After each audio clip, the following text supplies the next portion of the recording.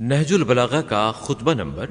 204۔ امیر المومنین حضرت علی علیہ السلام نہج البلاغہ کے خطبہ نمبر 204 میں ارشاد فرماتے ہیں، یہ خطبہ آپ نے جنگ صفین کے موقع پر اپنے ساتھیوں میں سے چند آدمیوں کو سنا کہ وہ شامیوں پر سب و شتم کر رہے ہیں، تو آپ نے اس موقع پر ارشاد فرمایا،